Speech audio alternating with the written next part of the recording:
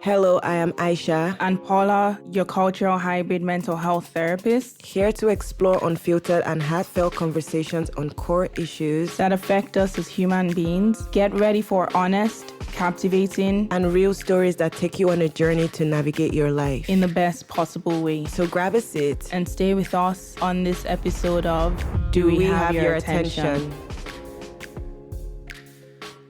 Hello, lovely listeners. Welcome to another episode of the Do We Have Your Attention podcast. My name is Aisha, and as always, I have the incredible, the beautiful, the intelligent. Oh, stop.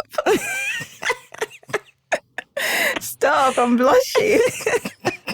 Oh, yeah, say your name now. Paula, I thought you were about to say I thought you were adding the name to as well. I was waiting for you, but what kind of hype woman? Start again. Oh yeah. With me is the incredible, the lovely, the beautiful, the intelligent Paula B. Martins. Hi. Honestly, I feel like everybody needs some type of hyping. That thing was sweet in me. Then you just calling me, I'm like, yeah, I can see you were blushing. You were blushing. I was like, I can keep going because I like hyping people. I was like, what word can I throw in there again? Thank you. Thank you. I appreciate the appreciation. You're welcome. Right. I meant every one of it though. But you know why I wanted to start with hype? Because the topic we're engaging in today is kind of heavy. So we need the hype. But before I tell people what we're talking about today, can you tell us how you're feeling right now? I'm feeling excited to dive into this topic. Good. Trying not to be already biased in thinking that it's going to be a good conversation regardless, because obviously I'm speaking with you. But I'm excited, so a little bit of maybe yellow. Okay. And then a little bit of curious to see how it goes. So not really sure. Maybe that's a little bit of orange. Okay. How about you? How are you feeling? I'm feeling kind of green. I feel like for this topic, I need to be calm. So I'm intentionally trying to be calm. So you don't pop off. Yes, so I don't... You get, exactly. So I don't pop off. And yeah, I think I'm feeling a little bit orange, innovative, creative, ready. Nice. I like that. Yes. I like that. So today we're talking about forgiveness.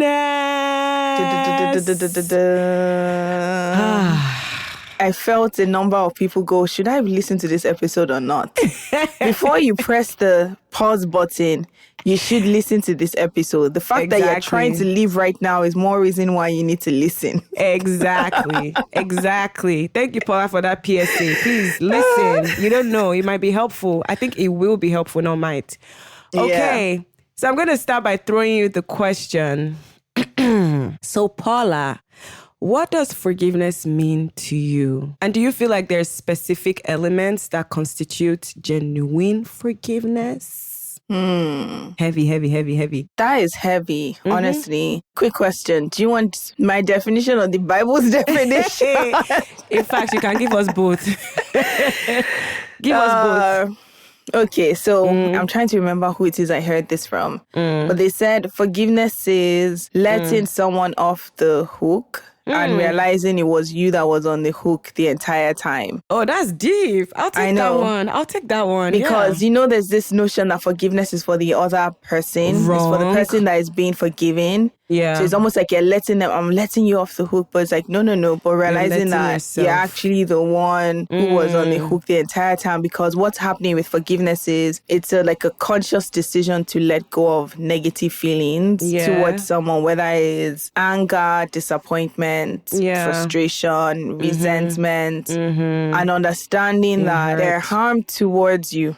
Understand there was harm being done towards you, but the other aspect of the harm is now the harm that you do towards yourself by holding on to those feelings. So that's sort of my definition of forgiveness. I agree with your definition, and I like that hook part, because if you think more about it as you're attached to something, but you're making the conscious decision to remove yourself, releasing yourself from the impact of what that attachment to that hook is doing to you. then you're going to feel probably more in control and more happier about that decision rather than holding on to it. But I agree with your definition. I think freeing yourself from the impact of the hurt and making the intentional decision to move forward in a healthy, productive way, letting go of whatever resentment, like Paula was saying, anger, or whatever feelings that you were holding on to that way. Let me say something. You know, like when you're holding those feelings, you can actually tell. Yeah. When you're holding anger, resentment, when you're hurt, disappointment, you can actually feel it in your body. You actually carry those things. So thinking more about forgiveness as deciding to let those things go. So you don't have to weigh yourself down, because it's actually a lot of work carrying all those emotions. It is a lot. It's so heavy. It's a lot. And I think luckily I'm one of those people, like you said, you feel it. I feel it. Like I feel it. I feel it so intensely. I feel a lot of my emotions intensely. Let's just start with that. But I feel it so intensely that it affects me. And I think the first time, or the first maybe few times I was old enough to understand like that's what it was. I just remember I'm going to have to make a conscious decision with myself that I'm not forgiving because I'm enabling, pacifying any action or behavior towards me. I'm forgiving because I want to have peace. I want to have quality life. I want to have health, like in a sense where I don't want this thing to be so damaging towards myself, because at the end of the day, what ends up happening, you're on the hook. Like I said, right, earlier. Yeah. And it causes so much stress, so much anxiety. You can't sleep, you can't eat. You are just overthinking, engaging in distorted thinking thoughts like we talked about last episode. It's just a lot. And I guess from what I'm hearing, the theme when we talk about forgiveness in the definition is it's for yourself. So releasing yourself from all that pain, all that hurt, all that resentment, and choosing to want better for yourself and wanting a more peaceful life for yourself. Look at how we ate that. Good definition. But that your second half of your question. I'm clapping. That second half of your question. Are there specific elements that constitute genuine forgiveness? I honestly don't know. I think and this is just my take, I think to some degree, the only people that are going to really know whether they are genuinely forgiving is the person who is actually practicing forgiveness. Because it's such it is going to sound very, what's the word, like, ooh. But it's such a difficult decision, but it's also a very intimate decision. And why I use the word intimate is because it's like that. There's a discomfort that comes with it. There's like a reflection that comes with it. There's a mirroring that comes with it, and almost having to go outside of yourself and outside of these emotions. Right. It's good. It's helpful for growth. But I think to some degree, it's only that person who's navigating that would know whether there's genuine forgiveness or not. Because I feel like you can go through the step-by-step process of, okay, I'm expressing my frustration or expressing the feelings I have. I'm understanding why I feel hurt. I'm sort of rebuilding, I guess, maybe a meaning-making out of the situation, having some type of meaning-making from the situation, and then I'm choosing to let go. I feel like you can easily go through different steps and still not necessarily really, truly, or genuinely forgive. I like what you said. And I think just from what I heard you say, my own takeaway or / my own reframe of hearing what you said is, I guess for you to be genuine, it has to be an ongoing process, because there's no easy way to forgive.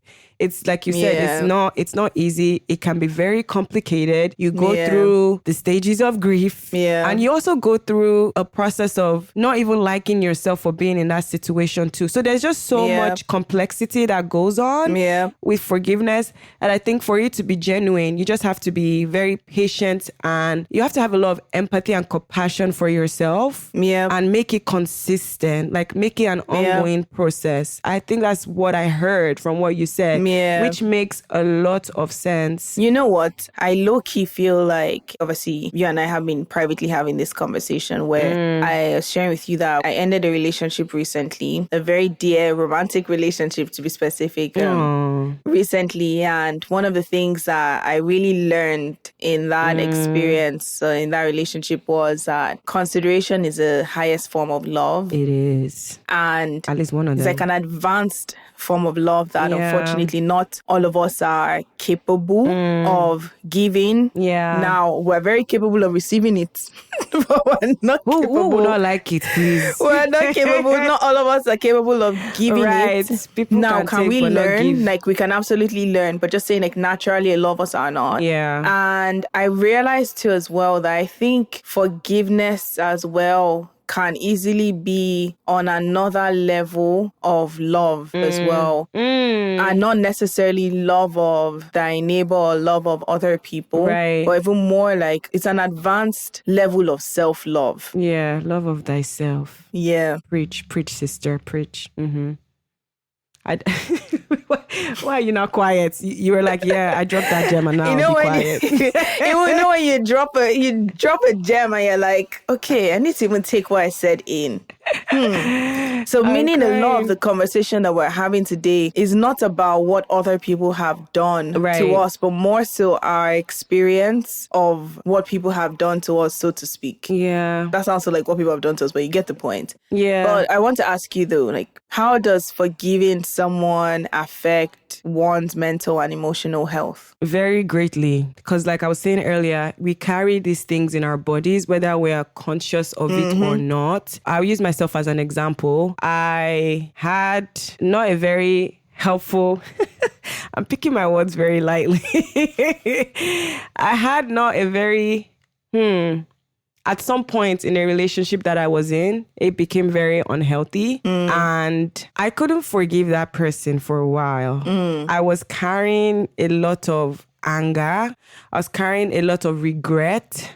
I was carrying a lot of shame and I could feel it in the way I was interacting with not only myself, but other people. Yeah. Like my self-esteem definitely came down. I couldn't even recognize who I was. You could have given me a compliment and I'll question you like 50 million times, or I'll think about it like, why did that person think of me like that? Like, that's not true. Yeah. I was scared to put myself out there again because I didn't feel very confident in myself. You just know when you were in a relationship and the thing just brings you down, like all the way down. And I think the biggest part of it was I couldn't believe that I let somebody do that to me. So it was very hard for me to step out of it because I kept replaying in my head like, how can you let somebody treat you like this? Or how can you even let somebody's actions affect you this way? Even though now that you can logically think about it, it had nothing to do with you. Yeah. So I had to make the conscious decision of letting go of all these feelings. And when I tell you, just to answer your question, the level of peace and clarity and stress-free and how much my mood improved after I made that decision to just let go. I can't even explain it because I just intentionally was like, I need to let this go for my own sake. I'm running mad. Like, I'm literally going crazy. I can't even show a text. I sent my therapist a text one day. I was like, hey, whatever her name is, I actually feel like I'm going crazy. I need to talk to you like right now. Like, I'm losing my mind. And after like a couple days and weeks, I was like, nah, Aisha, you can't keep living like this. So I think just in conclusion, to answer your question, forgiveness helps you kind of release all that tension, all that hurt, all that pain. And emotional release is so powerful because, again, you don't know how much it's impacting not only your quality of life, but also your physical well-being, your social well-being. I was isolating myself a lot. And most importantly, your personal growth. I can't sit here and lie to you and say I was growing at all. I feel like I was just in such a dark place. But to me, I needed to feel sorry for myself. And I think that sometimes plays a role in forgiveness, in making it hard to forgive people because it's like you're just feeling so sorry for yourself. You can't move past it. You're playing the thoughts here and there and here. Again, it gives you some level of control of the situation that obviously was in your control. But I think the major one is just improved quality of life. The way my life improved significantly after making that decision Wow. It's huge. Very huge. And I know you know because you were there when I was going through it. And even seeing the changes where you'd be like, I'm so proud of you. I can't believe this. I'm like, yeah, girl. I just decided I'm going to throw this in the fire and burn it for life. But let me even, just speaking on that, and I really appreciate you sharing and allowing yourself be vulnerable and just opening up about that. And I'm sure a lot of people are going to be able to relate to that. I really admire how much you allowed yourself grieve. Now, it may not have been in the healthiest way sometimes. It may not have been in the way in which, the idea where we always want to do things perfectly and do them right. Yeah. But you allowed yourself sort of really go through the motions of what it meant to go through that kind of loss. Yeah. But then also loss of who you were in that relationship versus who obviously you were outside of the relationship, and then who you would like to be. And I know it sounds so silly or very minute when we bring up things like exercising or going for a walk, and really you started prioritizing your well-being. It was almost like the thing that I can control. I know that I feel good when I work out. I feel good when I exercise. Right. I'm going to be disciplined. And I noticed there was a level of discipline that started happening with you as well, where you were disciplined with your rest. You were disciplined with the way you would respond. And I would tell my mom, and I would just be like, oh, Mommy, I want to be disciplined like Aisha.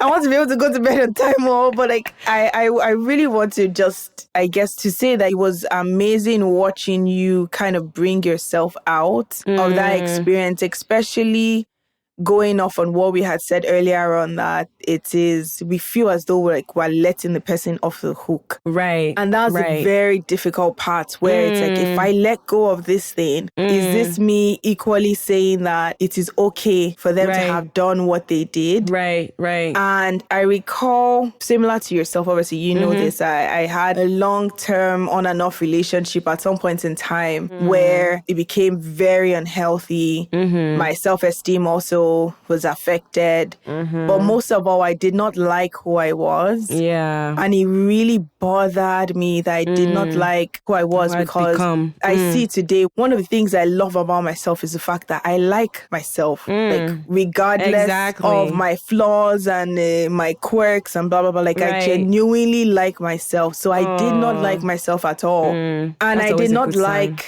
the way in which I handled a lot of the hurt that was sort of being, it became like a you hurt me, I hurt you type of situation. And I remember eventually when the relationship had ended, and I was also kind of going through my own release and forgiveness, eventually got to a point where I did, and similar to yourself, that it really does improve your quality of life. It does. Now, two things. One being this ex of mine, right? Aisha knows this. I think it was last year. Was it last year something? And this was a long years after the relationship had ended. I had even gotten to a point of self-forgiveness. I had gotten to a point of peace. And the person reached out to me and was like, oh, I forgive you. Sorry for the hiss, because people have audacity in this life. Sometimes you just have to be like, can you send me to the person that sold you this audacity? Because I would like to buy it too.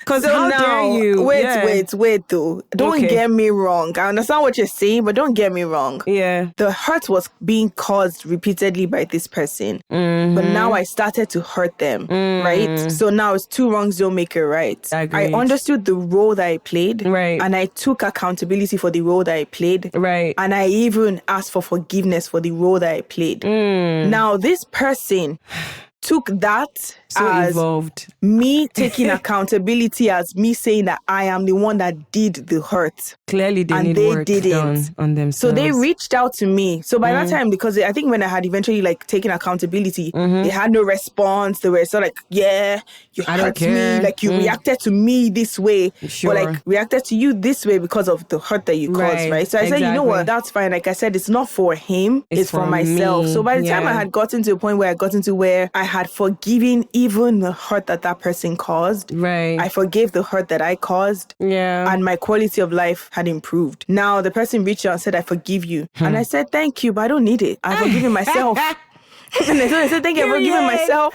And I've forgiven you. Yeah, because you thought you did something there. Like, good luck to you. You really thought you did something there. No, you did not. But the reason why I'm ahead of you. Sorry, I'm being petty because I don't like this person. My bad. My bad. No personal feelings. Sorry. Aisha knows. But the reason why I even bring this up also is because it's not even about that per se. Yeah. How I put it this way, and I guess that goes back to mental health. A lot of navigating our mental health and well-being stems from hurt and pain, whether it's trauma or unforgiveness of a parent that was absent or neglectful. It's not just romantic relationships, it's even friendships. I've also had some friendships that people have done the most horrific things, Aisha knows. And I had to also forgive. But one of the reasons why I wanted to bring this particular example up is because forgiveness really is almost like it's releasing your future from the pain of your past. If you think about that. Somebody write that down. Because the pain of all these circumstances, right? Whether it stems from childhood, now high school, now relationship, now friendship, it sort of starts becoming this very heavy thing that we carry, that we think we're letting people off the hook, but we're really the ones that are on the hook, right? Right. But why I use this example is because I realized that in this recent relationship, when I ended it, I had no resentment. I had no anger. I had no frustration, even though I was hurt. Look at that. And that was very different. I was like, whoa, this is strange. I just had peace. And one of the things that I think as time went on, I started to understand was my practice of forgiveness and letting go in all the pain from the past with all these other circumstances are situations where hurt had already been caused towards me made it very easy for me to be able to navigate through future hurt in a way that was very, very different than I would have done in the past. And my guess is that absolutely affected my mental health and well-being in a positive way rather than in a negative way, the way it would have done before. Wow. That is actually very powerful. I know. Thank you for sharing. No, seriously, because what I'm taking away from it is initially, even though it was discomforting and very uncomfortable, you've been able to grow from these past experiences for you to learn more effective ways of still acknowledging the pain, but also kind of grieve or let go of the situation without it necessarily causing all these damaging things on your self-esteem or how you view the world, how you view other people. It's kind of like, yes, I loved this person, I was in this relationship, but like, again, removing myself from the hook, right?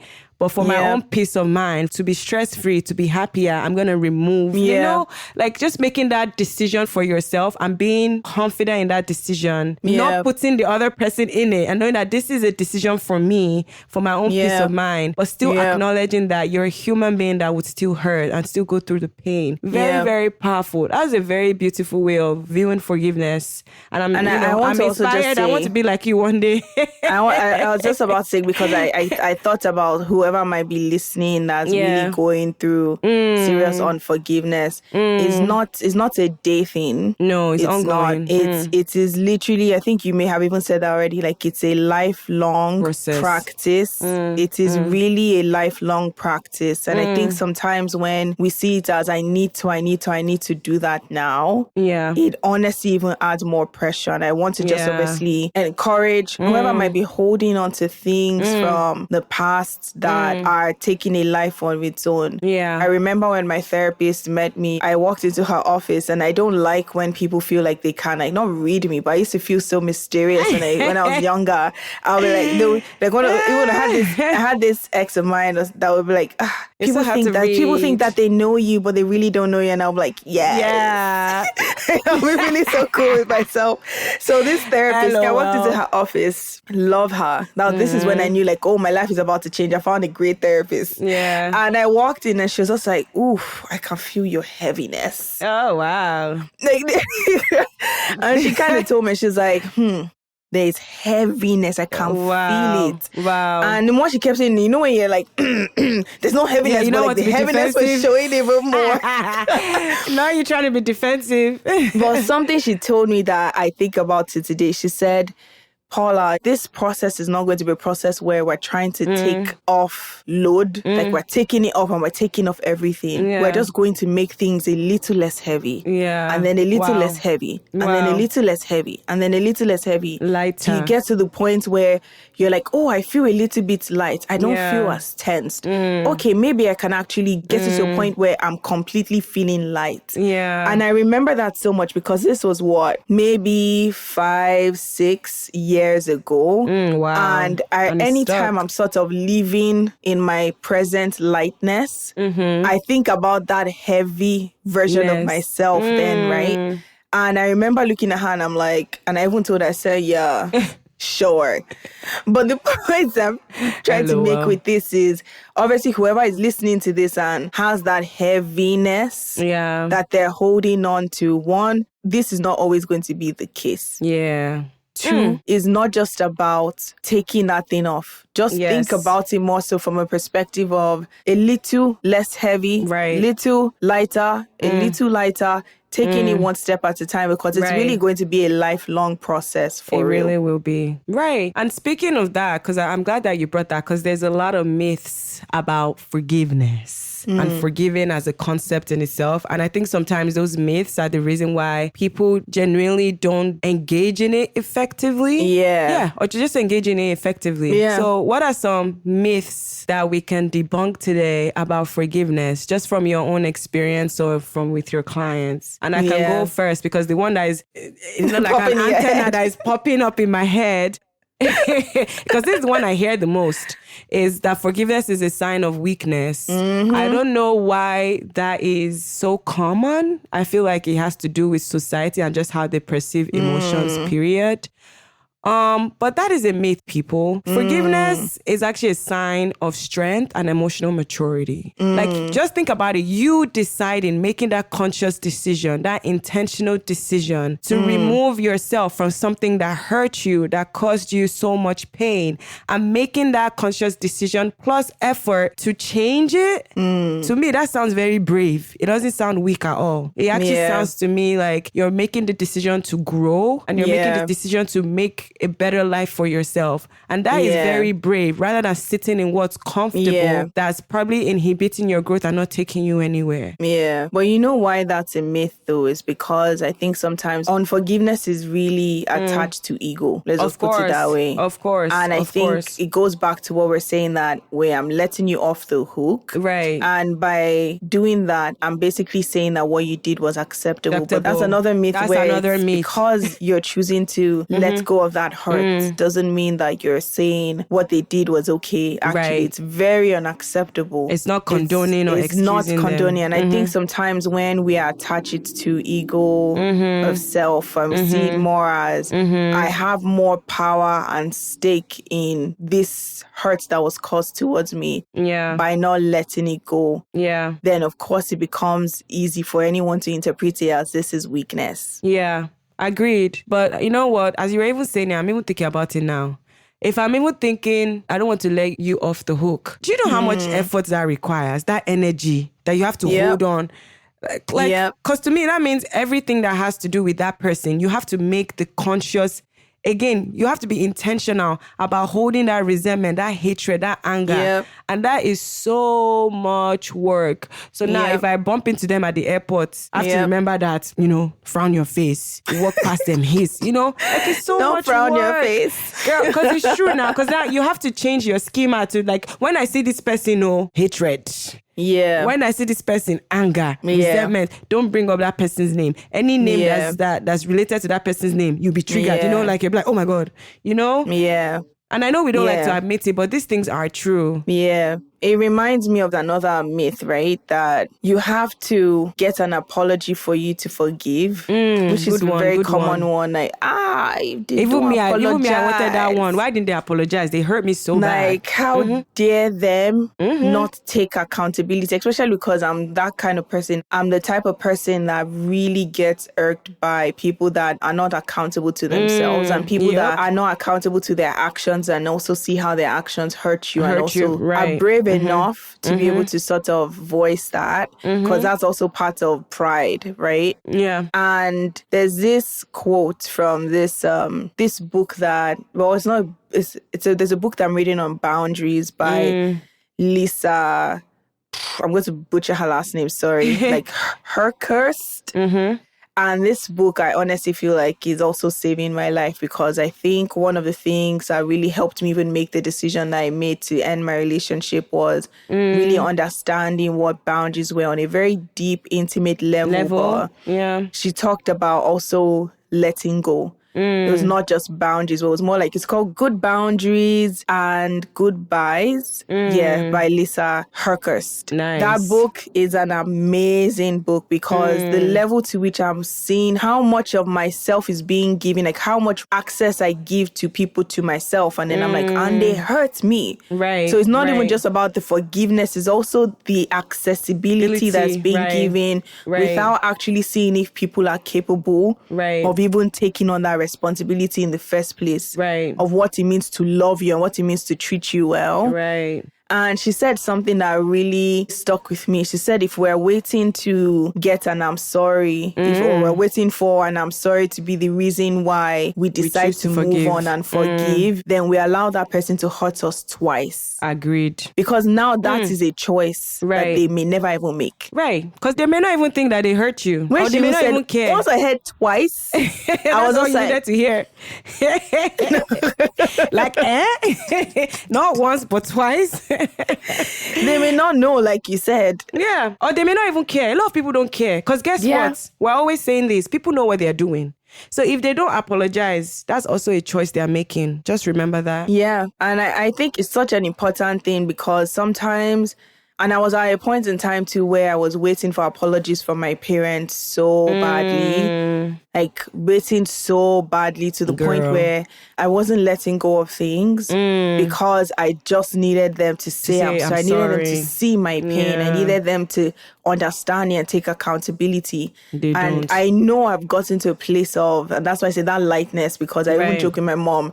I'm like, y'all can realize it or not realize it, take accountability or not take accountability. That's your business. It has nothing to do with me. Right. But then once I started realizing that this is me allowing them to hurt me twice. Now, not just twice, but 3 times. Now 4 times, because I would even say that was the biggest example of forgiveness. Yeah. That's with my parents, and then obviously the people that played very significant roles in my trauma as well. But I really had to get to a point where I started realizing that, like, if I can't control whether someone cares or not to apologize, I can't control whether they make the choice or not. But I can control if I'm allowing them hurt me twice. Yep. As much as it might be perceived as weakness, I actually think that's me being smart. They're being brave. Yeah. Because why would you want to expose yourself like that? Because imagine sitting somebody down, explaining to them why they hurt you, and they're looking at you clueless like, and so?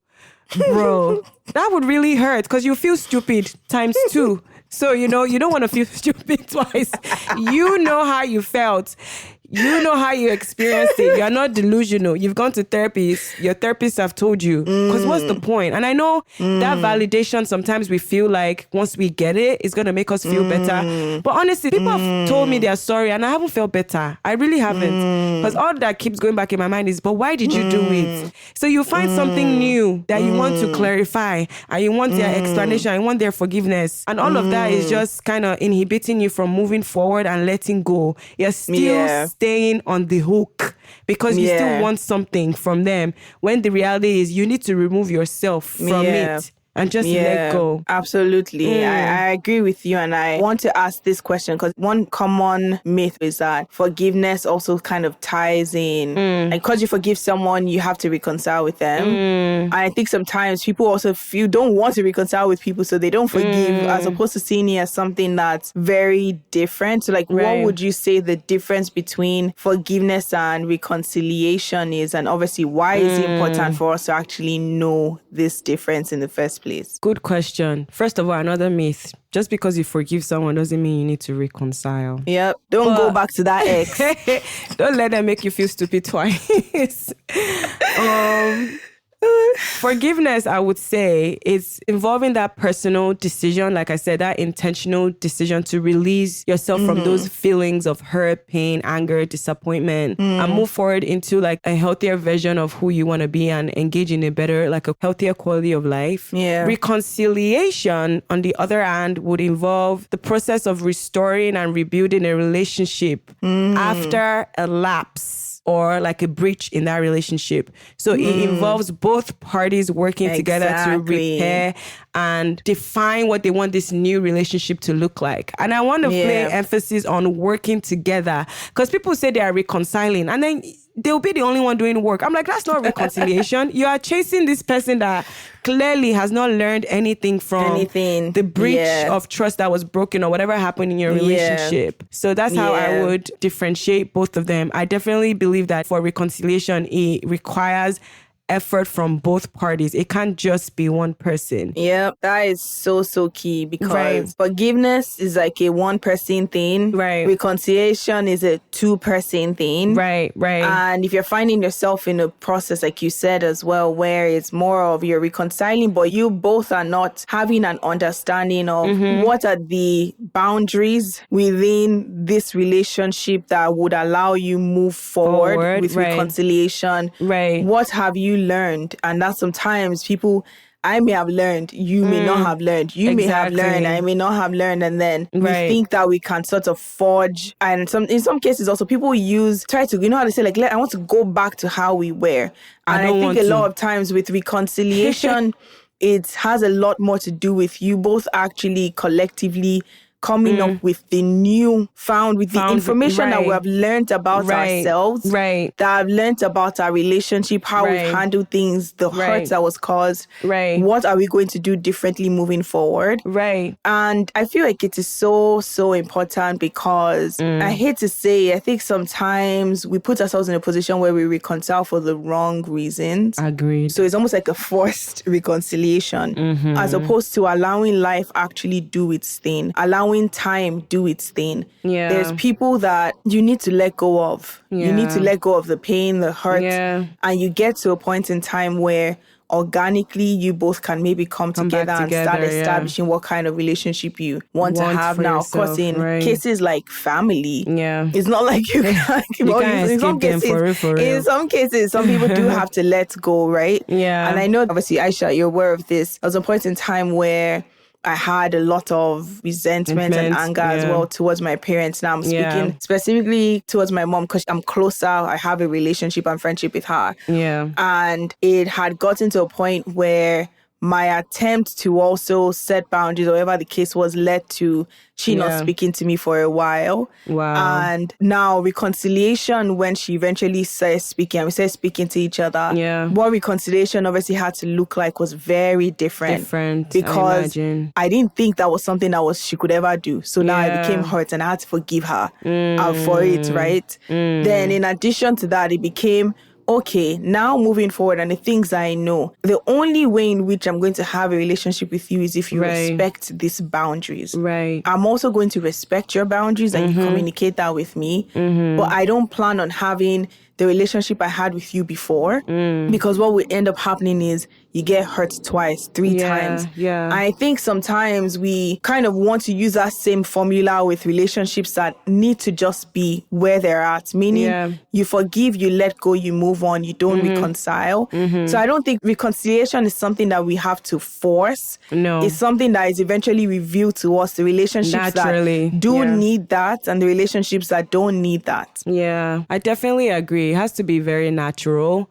And I think for a reconciliation to happen, even like you're saying, there has to be growth on both ends. It can't just be the same people that were here a year ago trying to form the same relationship. The same patterns and the same mistakes and the same things that were wrong the first time will definitely repeat themselves. They'll repeat themselves. So there needs to be some level of growth and some, I think, willingness on both ends to want something healthier. And that has to come with intention, right? We're going to intentionally make this relationship work by whether it's a healthy boundaries or, how do we communicate effectively now? Yeah. Just putting all those things in place because those things are necessary. The things that didn't work out the first time didn't work out for a reason. So for that to not happen again, we need to regroup and come back. Like you're at work, we need to go back to the drawing board and the drawing table, like what didn't work, okay.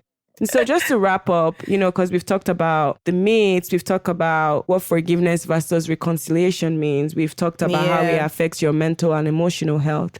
I guess to wrap up, what do you think are some practical steps that people can engage in? For people that are struggling with forgiving, what are some steps that they could take? Because, honestly, it's easier said than done. We're saying letting go, removing yourself from the hook. Absolutely. But even doing that is so much work.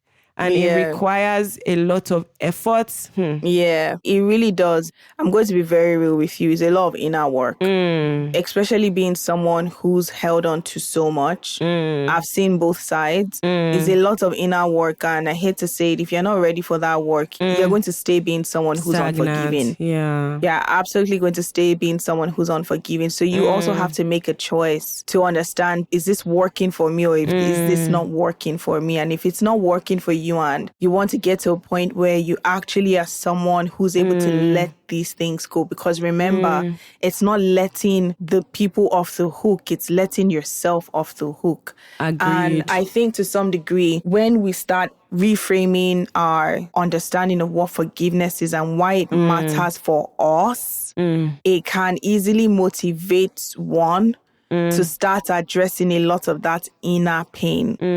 And I think by addressing a lot of that inner hurt and that inner pain, it allows you start building a skill set of empathy that you maybe did not have before. Now, there's people who are naturally empathetic. There's people who may not be because their pain is so clouded that it's really hard for them to be able to see anything else. Now, I would fall under the category of someone who is overly empathetic. So there's a degree, and I'm bringing this up because I don't want people to think that, by being empathetic is pacifying behaviors. And that's what I used to do before.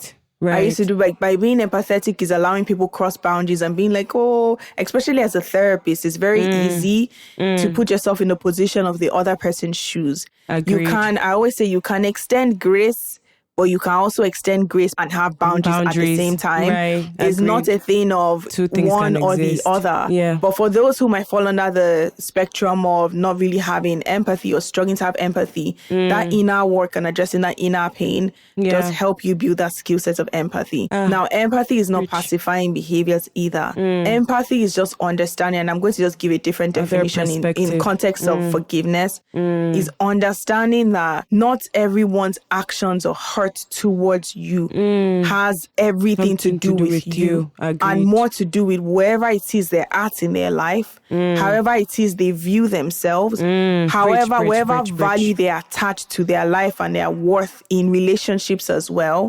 And by doing that, you really end up not centering yourself around that pain and that unforgiveness, because now you're able to take a step back and see like, that wasn't really about me. That's just someone who in that moment thinks that by hurting people because they've been hurt, that is okay. Now it is on them to go through their own process of healing, accountability, and forgiveness.